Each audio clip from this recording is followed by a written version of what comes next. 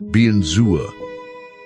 Voici le script complet de prière et de méditation. Il est écrit en portugais, respectant toutes vos exigences et la structure fournie. Commencez avec une musique de fond douce, chaleureuse et inspirante. Bonjour, mon frère bien-aimé, ma sœur bien-aimée. Que la paix qui surpasse toute intelligence inonde votre cœur. Que cette paix, venant directement du trône de Dieu, inonde aussi votre foyer en cet instant. Je vous invite à respirer profondément. Relâchez les tensions du jour et permettez-vous d'entrer dans ce sanctuaire de prière. Nous le construisons ensemble, dès maintenant. Que la bénédiction de Dieu le Père soit sur vous. Il est le créateur de toutes choses et l'architecte de votre famille. Que la grâce de Dieu le Fils, Jésus-Christ, soit avec vous. Il est notre Sauveur et le Rédempteur de tous les liens brisés. Que la communion et le réconfort de Dieu, le Saint-Esprit, demeurent en vous. Il est notre guide et protecteur, ainsi que dans toute votre famille. Cela, aujourd'hui et pour toujours. En cet instant, par la foi, je veux que vous vous sentiez enveloppé d'un manteau de paix. Imaginez ce manteau descendant sur vos épaules. C'est un manteau tissé de fils d'amour, d'espérance et de sécurité divine. Et sentez sur votre front le sceau de la protection du Très-Haut. C'est une marque invisible pour le monde, mais qui fait trembler tout l'enfer. Elle déclare que vous et votre maison appartenez au Seigneur. Maintenant, le cœur rempli de foi, levons-nous en esprit d'autorité. Nous ne prions pas comme des victimes des circonstances, mais comme des fils et des filles du roi, revêtus de l'armure de Dieu. Au nom de Jésus-Christ de Nazareth, le nom au-dessus de tout nom. Nous nous levons contre toute force spirituelle du mal qui s'est soulevée contre votre famille. Père, au nom de Jésus, nous brisons maintenant toute flèche de division, toute parole de discorde, toute semence d'amertume lancée au sein de votre famille. Nous annulons tout esprit de rébellion. Celui qui tente d'éloigner les cœurs des enfants des cœurs des parents. Nous réprimandons et ordonnons la retraite à tout esprit de misère, à l'esprit de dépendance, de maladie et de confusion. Par le pouvoir dans le sang de Jésus, nous brisons maintenant les chaînes de malédiction héréditaire, les schémas de divorce, d'abandon, de colère et de tristesse. Ceux qui se sont transmis de génération en génération. Nous déclarons que le cycle est brisé aujourd'hui. Nous proclamons que votre famille n'est pas sous la malédiction, mais sous la bénédiction. Le sang de Jésus est notre couverture.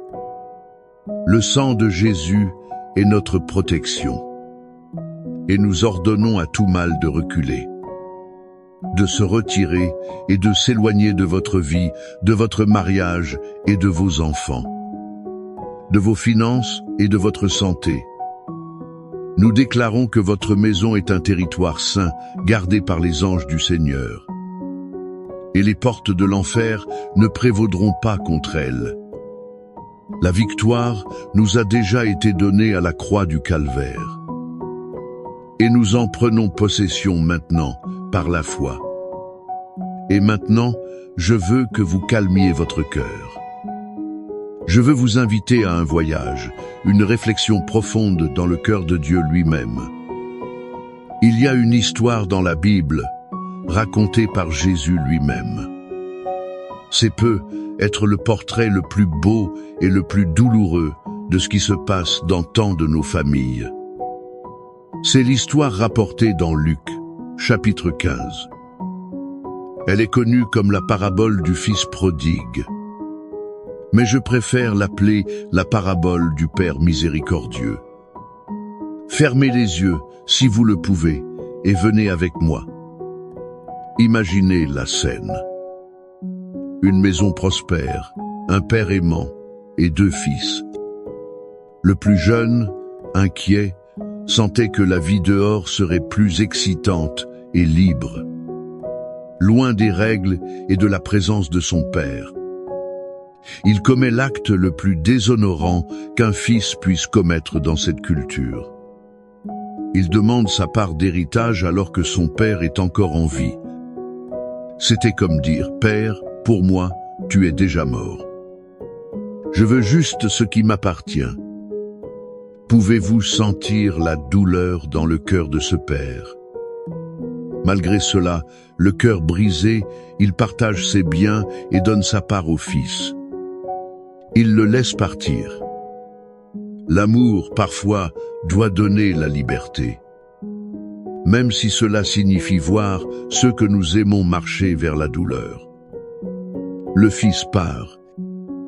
Et la Bible dit qu'il est allé dans un pays lointain. Là, il a dissipé tout ce qu'il avait, en vivant dissolument. La fête, les amis, l'argent facile.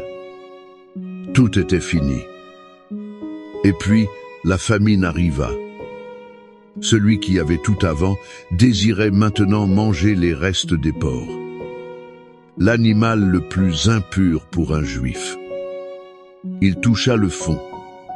Seul, humilié, affamé, brisé. C'est dans ce lieu de désespoir total qu'il revint à lui. Il se souvint de la maison de son père. Il se souvint que même les serviteurs de son père avaient du pain en abondance, tandis que lui mourait de faim. Et il prend une décision. Je me lèverai et j'irai vers mon père. Mais la partie la plus puissante de l'histoire n'est pas la disgrâce du fils. C'est l'attente du père. La Bible nous fait comprendre que chaque jour, ce père montait au plus haut de sa propriété. Et il regardait la route. Il n'attendait pas avec un sermon prêt, ni avec des accusations au bout de la langue. Il attendait le cœur plein de nostalgie, d'espérance. Ses yeux ne cherchaient pas les défauts, il cherchait son fils. Et puis, un jour, il le voit. De loin. Une silhouette sale, boiteuse, méconnaissable pour beaucoup. Mais pas pour le père. Le père l'a reconnu. Et la Bible dit que, ému d'une tendre compassion, il courut. Il se jeta à son cou et l'embrassa. Il n'attendit pas l'arrivée du fils. Il courut à sa rencontre. Il l'embrassa avant d'entendre le discours de repentance. L'odeur de la porcherie ne l'a pas éloigné. La saleté ne l'a pas repoussé. L'amour du père fut plus fort que l'erreur du fils. Et le père ne l'a pas seulement pardonné. Il l'a complètement restauré. Il dit au serviteur, « Apportez la meilleure robe. Mettez-lui una neuaudoit, des sandales à ses pieds, et amenez le veau gras, et tuez-le. Mangeons et réjouissons-nous, car mon fils était mort, et il est revenu à la vie. Il était perdu, et il a été retrouvé. Il ne l'a pas traité comme un serviteur, mais l'a honoré comme un fils. La fête de la restauration commença. Mon frère, ma sœur, que nous enseigne cette histoire sur notre famille et sur Dieu? La première leçon est que l'amour de Dieu, l'amour du Père Céleste, n'abandonne jamais. Êtes-vous aujourd'hui dans la position de ce Père, le cœur saignant, à cause d'un fils ou d'une fille qui s'est éloigné, qui a choisi un chemin de destruction? Peut-être que votre conjoint s'est éloigné. Sachez ceci, le Père Céleste comprend votre douleur. Et il vous encourage à continuer de regarder la route avec espérance. Son amour qui habite en vous est une force magnétique. Elle peut ramener les perdus à la maison. N'abandonnez pas l'amour. N'abandonnez pas l'attente. N'abandonnez pas la prière. La deuxième leçon est qu'il y a toujours un chemin de retour. Peut-être que vous qui m'écoutez vous identifiez au Fils. Vous vous sentez loin de Dieu, loin de votre famille. Perdu dans vos propres erreurs, trop honteux pour revenir. Écoutez la voix du Saint-Esprit vous disant maintenant, rentrez à la maison. Peu importe à quel point vous êtes tombé, peu importe à quel point vous vous sentez sale. Le Père est sur la route, vous attendant. Il n'a pas de pierre dans les mains, mais un câlin préparé. Le premier pas vers lui est tout ce qu'il attend. Et la troisième leçon, la plus puissante, est le pouvoir du pardon qui restaure la famille. Ce père aurait pu dire « Je te l'avais dit ». Il aurait pu imposer une période d'épreuve.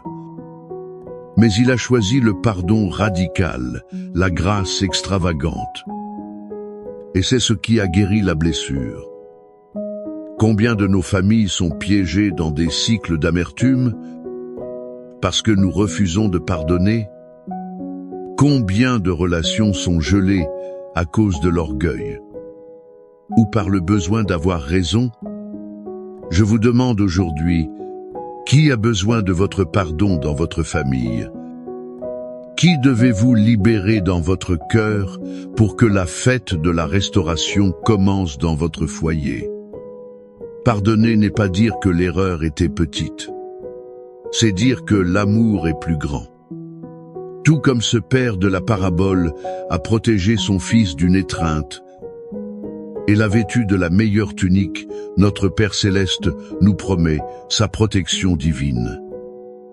C'est un refuge sûr contre toutes les tempêtes de la vie. Cette promesse est scellée dans sa parole. Et maintenant, je veux vous inviter à recevoir les paroles du psaume 91. Ce n'est pas seulement un poème ancien. C'est le décret de protection du Père sur votre vie et votre maison. Où que vous soyez, fermez à nouveau les yeux. N'écoutez pas seulement, mais recevez chaque parole comme un baume, comme un bouclier sur votre famille. Appropriez-vous cette vérité. Lisez le psaume 91 de manière lente, posée et solennelle. Celui qui demeure sous l'abri du Très-Haut repose à l'ombre du Tout-Puissant. Je dis de l'Éternel, il est mon refuge et ma forteresse, mon Dieu en qui je me confie, car c'est lui qui te délivre du filet de l'oiseleur et de la peste pernicieuse. Il te couvrira de ses plumes, et tu trouveras un refuge sous ses ailes. Sa vérité est un bouclier et un pavois pour toi. Tu ne craindras ni les terreurs de la nuit, ni la flèche qui vole de jour, ni la peste qui marche dans les ténèbres, ni la contagion qui frappe en plein midi. 1000 tomberont à ton côté et 10 000 à ta droite, mais le mal ne t'atteindra pas. De tes yeux seulement tu regarderas, et tu verras la rétribution des méchants. Car tu es mon refuge, ô Éternel. Tu as fait du Très-Haut ta demeure. Aucun mal ne t'arrivera, aucun fléau n'approchera de ta tente. Car il donnera des ordres à ses anges à ton sujet, pour te garder dans toutes tes voies. Ils te porteront sur leurs mains, de peur que ton pied ne heurte une pierre. Tu marcheras sur le lion et l'aspic, tu fouleras le lionceau et le dragon. Puisqu'il m'aime, je le délivrerai. Je le mettrai en lieu sûr, car il connaît mon nom. Il m'invoquera, et je lui répondrai. Je serai avec lui dans la détresse. Je le délivrerai, et je le glorifierai. Je le rassasierai de longs jours et je lui ferai voir mon salut. Recevez cette parole. C'est la promesse du Père qui vous attend sur la route. C'est l'alliance de protection sur votre maison. Et maintenant, unis dans cette foi, répandons notre cœur devant le Père. Présentons-lui nos familles, croyant qu'il est le Dieu qui restaure, qui guérit et qui pourvoit à toutes choses, comme le psaume 23 le promet. Il dit que le Seigneur est notre berger et que nous ne manquerons de rien. Prions ensemble. Père d'amour et de miséricorde, Père du Fils prodigue, notre Père, nous nous approchons de ton trône de grâce avec confiance, non par nos mérites, mais par le sacrifice de Jésus. Nous te remercions parce que tu es un Dieu qui attend, qui court à notre rencontre, qui nous embrasse et qui fait la fête pour notre retour. Aujourd'hui, Père, nous plaçons devant toi chaque famille qui écoute cette prière. Seigneur, nous implorons pour chaque fils et fille qui, comme le Fils prodigue, s'est éloigné de la maison, qui s'est éloigné de tes chemins. Père, où qu'ils soient maintenant, nous te demandons que ton Saint-Esprit les atteigne, qu'ils reviennent à eux-mêmes, que la mémoire de l'amour du foyer et de ton amour les étreigne. Éveille en eux une sainte nostalgie. Prépare le chemin du retour. Nous réprimandons toute force qui les maintient captifs dans le vice, les mauvaises compagnies et la rébellion. Et nous, en tant que père et mère, nous nous remplissons d'espérance et de foi. Et nous déclarons, nos fils et filles rentreront à la maison, ils serviront le Seigneur. Nous prions pour les mariages, Père. Là où l'amour s'est refroidi, où la communication est brisée, où la trahison a ouvert des blessures profondes, nous implorons un miracle de restauration. Verse le baume de la guérison, l'huile du pardon. Brisons les murs de silence et d'orgueil. Restaure l'alliance, la complicité, la romance. Que chaque couple puisse redécouvrir la joie de l'union que le Seigneur lui-même a instituée. Nous prions pour l'unité familiale, Seigneur. Là où il y a des querelles entre frères, du ressentiment entre parents et enfants, là où la famille est fragmentée par la douleur et l'offense, nous te demandons, envoie ton esprit de réconciliation. Donne-nous l'humilité de demander pardon et la grâce de pardonner, comme le Père de la parabole a pardonné. Que les fêtes de famille redeviennent des célébrations d'amour, et non des champs de bataille. Et comme ton psaume 23 nous le promet, tu es notre berger et rien ne nous manquera. C'est pourquoi nous prions pour la provision dans chaque foyer. Ouvre les portes de l'emploi, multiplie les ressources, comble chaque besoin financier. Que le pain ne manque jamais sur la table, mais que la générosité déborde aussi dans chaque cœur.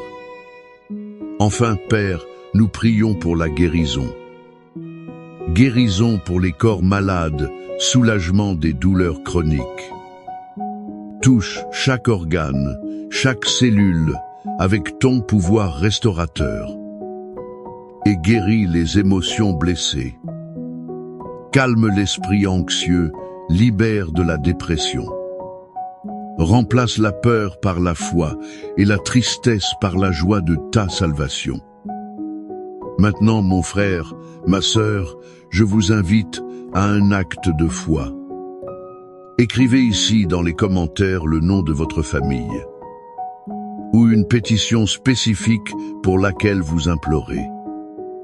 En faisant cela, vous ne tapez pas seulement des mots. Vous libérez votre foi et vous vous unissez à une chaîne de prière. nous allons intercéder les uns pour les autres. Croyant que là où 2 ou 3 s'accordent sur la terre, ce sera lié dans les cieux. Pause musicale un peu plus longue pour la réflexion et l'interaction. Que la certitude de l'étreinte du Père, qui ne vous abandonne jamais, vous soutienne toute cette semaine. Que la protection du Très-Haut, promise dans le psaume 91, soit un mur de feu autour de vous.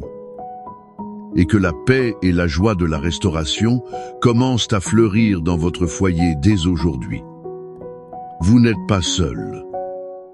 Le Père vous voit, vous aime et court dans votre direction.